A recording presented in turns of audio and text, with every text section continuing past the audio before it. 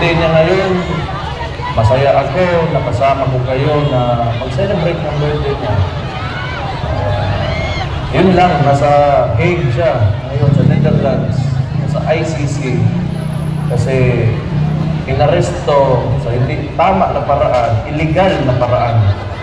Yung tatay ko at isinuko ni Bongbong Marcos sa mga doon sa Netherlands, sa ICC. So, kahit ganun ang nangyari, masaya pa rin ako kasi nakikita ko yung suporta niyo. So, malaking bagay yan sa amin. Gusto kong malaman na malaking bagay talaga yan. At huwag na tayong tumigil hanggat sa hindi makabalik si PRRD. Kailangan malaman talaga ng administrasyong ito na hindi tayo pumapayag sa ginawa nila. Yan lang. Again, gusto kong magpasalamat kasi kung hindi dahil sa inyo, wala na kami. Wala na akong lakas. Mahirap din yung sitwasyon. Alam ko, marami tayong nasasaktan ngayon dahil sa nangyari, pero mahalaga talaga na lumaban tayo. Hindi pwede na tayo ay magpapatalo naman.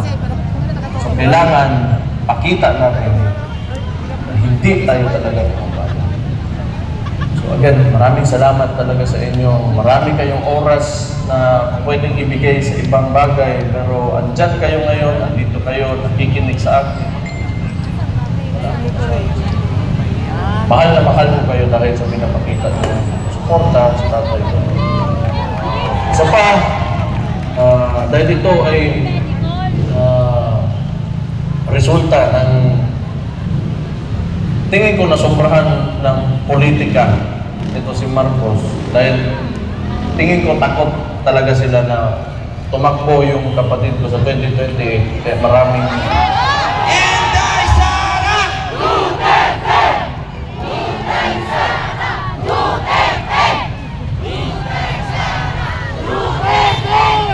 mga movements o mga kilo sa politika laban sa pamilya namin na ginagawa ng administrasyon.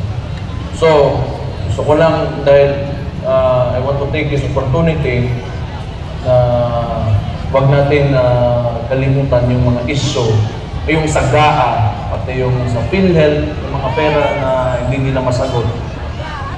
At yung kung paano ginagamit ang ayuda ngayon para sa eleksyon. Yun ang mahalaga rin. Hindi natin patuloy na i-question natin at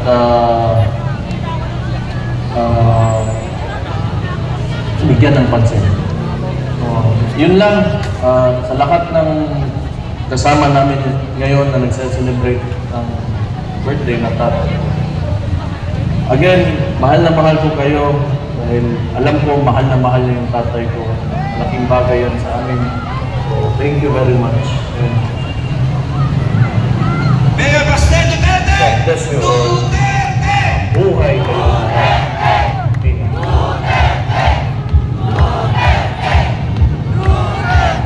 Ayun naman mga kasama, sumabit na po ang takdang oras upang ating handugan ang awiting happy birthday ang ating mahal na Pangulo Rodrigo Roa Duterte. Inaanyayahan po namin kayo kung may mga kandila kayo, wag lang foil. Kandila, taas ang kandila! Meron ba may dalang foil dito? Okay. Mga cellphone! Ilaw na lang ang cellphones natin! Lahat na cellphones, ilawan natin kung wala kang kandila. Lubat na ako. Taas po natin ang mga cellphone kung may mga kandila, kandila. Kakanta po tayo yung mga kake natin, yung mga kake. Yung mga cake. Okay. So, kakanta muna ng happy birthday. Sabay-sabay po tayo. Sige, kuya. Alright, everybody sing! Happy birthday to you. Happy birthday to you. Happy birthday, happy birthday, happy birthday to you. One more time, the house. Happy birthday.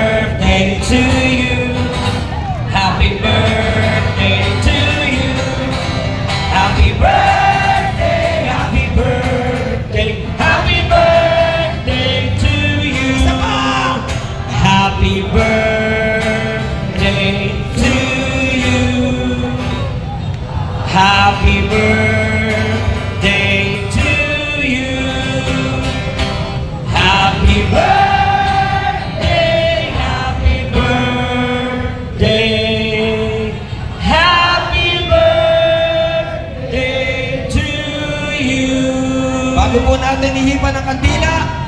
Babasahin muna po ang mensahe ng ating mahal na Vice Presidente, Inday Sara Duterte! Again, Inday Sara Duterte! Duterte! Inday Sara Duterte! Inday Sara Duterte! Okay, kuya, pakiplay na po ang video message ng ating Vice Presidente, Inday Sara. Bago po natin papasahin, mainit na mainit from The Hague ang mensahe ng ating pinakamamahal, Tatay Rodrigo Roa Duterte! Okay, kuya, pakiplay. Mga kababayan, aking taus-pusong pasasalamat sa lahat ng mga Pilipino na sumusuporta at nagmamahal kay dating Pangulong Rodrigo Duterte. Sa mga kababayan natin sa Pilipinas, the Netherlands at iba't ibang panig ng mundo, napakalaking bagay para kay Pangulong Duterte ang pagtitipon ninyo para sa kanyang pag-uwi at kaarawan. Maraming salamat at napapagaan nito ang mga hamon na hinaharap niya ngayon. Alam din ni Pangulong Duterte na haharapin niya ang ICC na kasama ang lahat ng mga Pilipino sa iba't ibang panig ng mundo, lalo na ang mga kababayan natin sa Pilipinas. Sa kanyang pagdiriwang ng kanyang 80th birthday, huwag nating kalimutan na ipagdasal sa Diyos na sana ay biyayaan pa siya ng mas magandang kalusugan at mas mahabang buhay. Hilingin din natin sa Diyos na sana ay makauwi na agad si Pangulong Duterte sa Pilipinas. Ang ating mga pagtitipon ay nagpapatunay ng lakas, tapang at paninindigan ng mga Pilipino. Sana ay magpatuloy din ang inyong suporta at pagmamahal sa ating dating Pangulo hanggang sa darating na halalan ng ating mga senador. Sa inyong kaisog suporta o pag-ampo, kami nagasandig o naginaot na atong makabot ang hustisya alang kang Rodrigo Duterte sa mga Pilipino o sa atong nasod, Pilipinas. Syukran. Ulit mabuhay, Inday Sara Duterte! At ngayon naman po, bago po natin ihipan ang ating kandila, pakinggan po natin ang mensahe mismo ng ating Tatay Digong.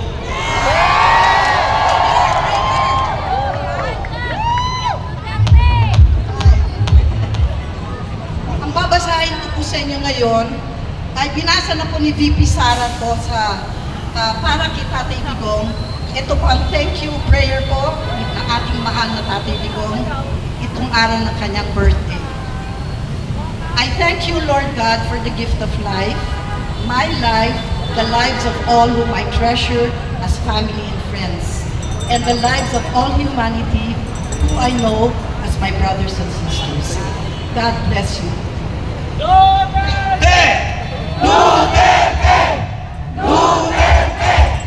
At bilang pagpinali, muli po awitan natin ng happy birthday song ang ating mahal na Tatay Digong! Alright, here we go! Happy birthday to you. Happy birthday to you. Happy birthday, happy birthday, happy birthday to you. One more time. Happy birthday to you. Happy birthday to you. Happy birthday, happy birthday, happy birthday to you. Okay, kunin natin cake, yung cake natin. Mabagal-bagal para sa cake. Let's blow the candles. Happy birthday to you. Happy birthday to you. Happy birthday. Happy birthday. Say everyone, say happy birthday, Tatay Digong. Happy birthday